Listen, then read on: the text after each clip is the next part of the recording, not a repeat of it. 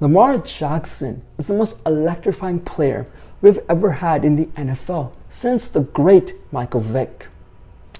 On any given Sunday, you have so many talented players playing in the NFL, especially in the quarterback position. You have the likes of Patrick Mahomes and Aaron Rodgers who can sling the ball 80, 100 yards with ease, especially Patrick Mahomes. He's so unorthodox when it comes to throwing the football. He can throw a perfect spiral going backwards. He can throw a perfect spiral sideways. And he can throw a perfect spiral with his left hand, which is not his dominant hand. And you have many other great QBs playing in the league. You still have Tom Brady, who's the GOAT of the NFL, the greatest to ever do it. At the age of 42, who's probably going to win another Super Bowl with the Tampa Bay Buccaneers, putting him at eight Super Bowls if he does go on to win another Super Bowl.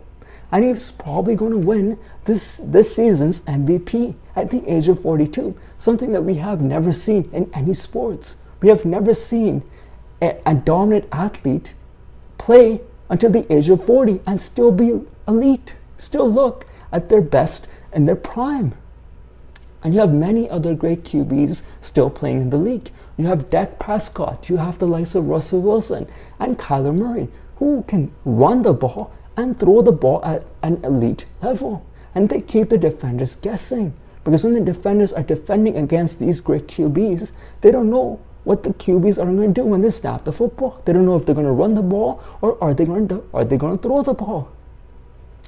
But with having so many great players in the NFL, but that's only the QB position. You have running backs who are at elite levels like Derrick Henry, and you have the likes of Jonathan Taylor. And you have many other great talented players playing. I didn't even mention the defensive side of the game. But when it comes to Sunday football, when it comes to the NFL Sundays, because Sundays are known for football, I make sure that I watch one team and one player, and that's Lamar Jackson and the Baltimore Ravens. Because I know when I put on the Baltimore Ravens games, I put on Lamar Jackson, he's going to do something on the football field that I have never seen before. I have never seen before. He's the greatest QB runner we have ever seen. And obviously we had Michael Vick. And Michael Vick was amazing at running the football. But unfortunately, we did not get to see Michael Vick in his prime because his prime got taken away from him. He had to go and serve prison time. He had to go to prison because his cousins, his family members were indulging in dog fighting. And unfortunately, it took place on Michael Vick's property, and the courts and the justice system found him guilty of dog fighting. And that led him to go to prison. And he had to serve jail time. And we did not get to see Michael Vick in his prime. But Lamar Jackson, he's a faster runner than Michael Vick was with the football. And he can glide. Lamar Jackson glides on the football field. He runs sideways. He does not only break one defender's ankles, he breaks three defenders' ankles when he's running with the football. And every single time he runs with the football, it feels like he runs it down for like 60 yards. He runs it down for 80 yards, and he scores a touchdown every single time he runs the football. And not only is he running faster than the defenders, not only is he gliding, he's jumping over defenders, he's hurdling defenders, and he's taking big QB hits, and he's getting right back up. And if you look at his running stats when it comes to running the football, let's take away his first season, because first season, let's be real, he didn't get to play much, he didn't get to play that much, and he didn't get to take that many snaps, because the Baltimore Ravens still had Joe Flacco, and that was their number one QB. And John Harbaugh was giving Lamar Jackson some snaps, some practice snaps, but he wasn't actually using him properly. He was running him and scoring touchdowns, but it was like 3 yards from the touchdown line. He was like 4 yards from the touchdown line. He wasn't being used properly. He only got to be used in his first season when Joe Flacco was playing like god-awful and got hurt. And you had to put Lamar Jackson in the game. But if you look at the seasons after, every single season he's played a full season, Lamar Jackson has rushed over 1,000 yards. And you could argue that if he was not a QB and he was a running back in the NFL, he would be a top 5 running back in the NFL because he's that great with running the football. And let's get back to what makes him special, what makes him something that we have never seen before since Michael Vick. is that he can throw the ball as well. He can throw the ball over 300 yards. He can throw the ball over 200 yards. He can go ahead and score 5 touchdowns with his throwing arm. So not only does he run the ball at a supreme level, he can also throw the ball at an average level. And that's what makes him great, because when he goes onto the football field and he snaps the ball, the defenders who are defending him have no clue what the game plan is. They don't know, should we put 8 people in the box to stop the run? But then they're like, he can throw his wide receivers. He can throw to his wide receivers and score over 300 yards, score 5 touchdowns and win the game. So he can win games in so many different ways, and that's what makes him special. And in his shortened NFL career, he has done great things. He's accomplished great things. He's made it to the playoffs 3 seasons in a row, and he's got an MVP in his back pocket. He's won an MVP, and in his MVP season, he was outstanding. He was amazing. He scored 35 touchdowns with his arm, and he rushed for 1,000 yards. And he had a great season. He was destroying teams. Like, I remember against the Miami Dolphins, he had over 300 yards, 4 touchdowns with his arm, and he rushed for close to, I believe, 160 yards. Like, he had amazing games that season. And he's been outstanding in his short NFL season. But there are some big questions that are being asked about Lamar Jackson. There are. And a lot of those big questions that are being asked about Lamar Jackson is, why doesn't Lamar Jackson look the same in big games as he does in normal regular season games? Why does he look amazing against the Miami Dolphins, but when it comes to playing the Tennessee Titans in the playoffs, he looks dog awful? Why is it? And there are many reasons why I believe he does not look the same in those big games as he does in regular season. The number one reason, when he's going against those big games, he's playing against teams that have the same record as the Baltimore Ravens or have a better record than the Baltimore Ravens. And you could argue that the talent on those teams are better than the talent that are on the Baltimore Ravens.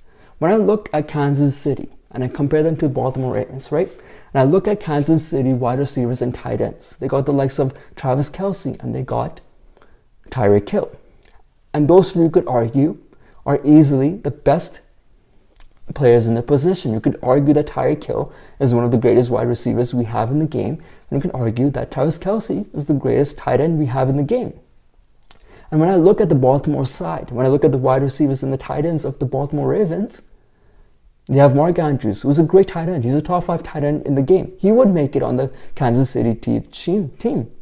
But when I look at the wide receivers of the Baltimore Ravens, Brown, he's a good wide receiver. Brown's a good wide receiver. He's fast. He can get open, and I think he would be like a top 3 receiver on a championship-winning team. But when I look at all the other wide receivers that Lamar has, they're not the greatest. They're not.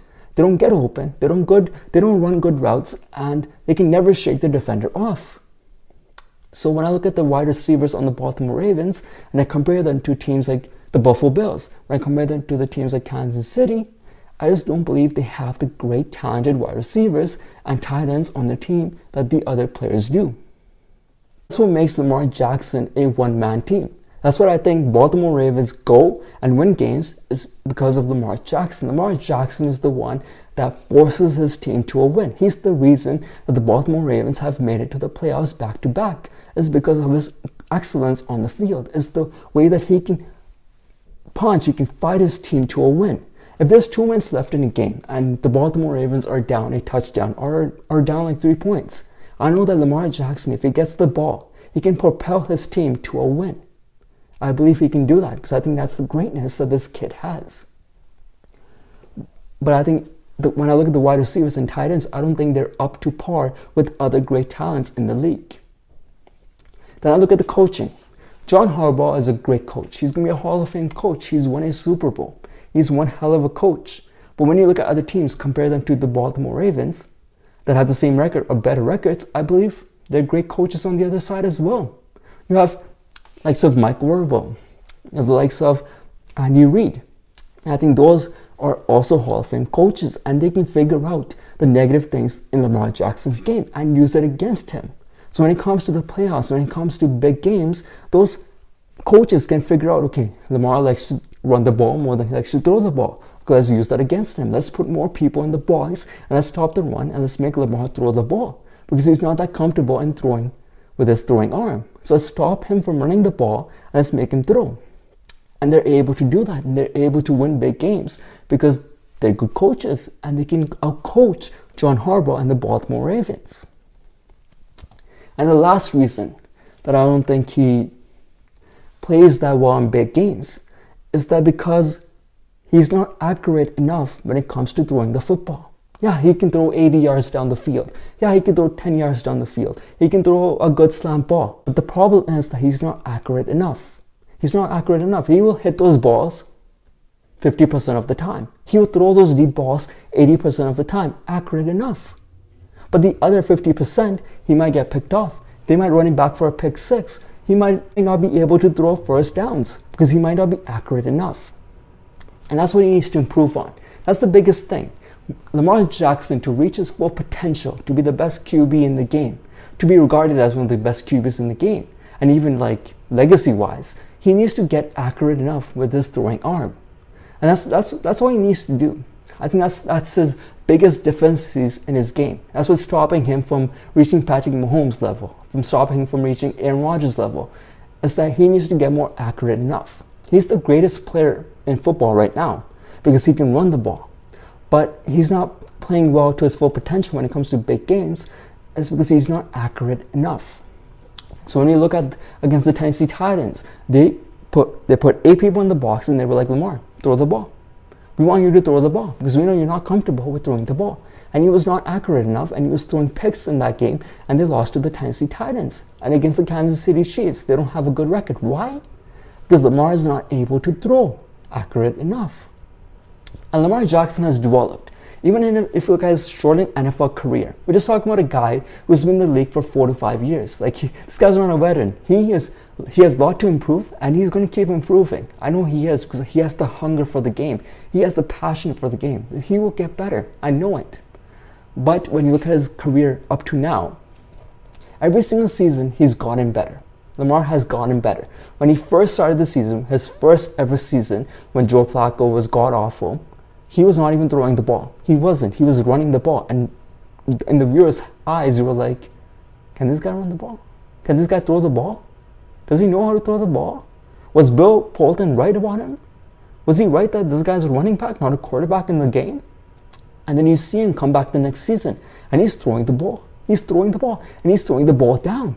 So he went from his first season where we thought, this guy can't throw the ball. This guy doesn't know how to throw the ball. What the hell? This guy might actually be a running back in the game, to going, he's throwing 80 yards down the field. Yeah, he's not accurate, but he's throwing it down the field. And he's connecting. He's connecting. Yeah, he might not be connecting at a high percentage, but he's taking on those big throws. And you see every single season, he's getting better. He's getting better with his decision making. He still needs to improve. He still needs to improve on his decision making. He needs to know that not every throw or every snap needs to be a home run. He needs to get better at that. And he needs to get better pocket awareness. He waits too long sometimes, and he wants to run too many times. But Lamar Jackson just started his NFL career. He's been playing football 4 to 5 years in the NFL. So he has a lot of growing to do. He needs to get better. Right now, he is a good QB, but for him to be the best QB, he needs to get accurate with throwing the football. Lamar Jackson is kind of like Cam Newton, right? When we saw Cam Newton come into the league, he had good throwing yards, right? But we knew he needs to get more accurate at throwing the ball. And he's a great runner. Cam was a great runner with the football. He was running over people. He was scoring touchdowns. He was Superman on the field. But he never developed. And that was a disappointment. That's the disappointment in Cam Newton's career, that he never improved. Now he's like a backup. But he took too many shots. He got injured, and he never improved. And now he's like 32 years old, and he's a backup. Well, when we look at Lamar, we don't want Lamar to go down that road. We want Lamar to keep improving. Lamar needs to keep improving. Because if he does not, if he looks the same player as he does now when he's in his 30s, it will be a disappointing career. Because you know that he's not going to win big games in the playoffs. You know that he's not going to go on and win a Super Bowl. So he needs to get accurate at throwing the football. And by accurate, it does not mean that he needs to be like 100% on those long 80-yard throws. No, he needs to get accurate at throwing 10-yard throws, throwing first down throws. If he gets accurate at that, it's over for the league. it's over for the league. Because what are defenders going to do? Defenders cannot put 8 people in the box if they know that Lamar Jackson can throw 8 yards, can throw the slant throws to Mark Andrews for a first down. He can throw the easy throws to his wide receivers for 8 yards, for 10 yards. So that's what he needs to improve on. And the Baltimore Ravens need to help him out as well. They need to get they need to get better wide receivers for him. They need to. They have too many wide receivers that do not get open. They don't get open. They need to get better wide receivers that can get open. And Lamar Jackson needs to get more accurate, and it will be over for the league. He will be undefendable. He's not going to be able. People are not going to know what to do with this man. He will throw 300 yards every single game, and he will run for like 100 yards every single game. He will be unstoppable.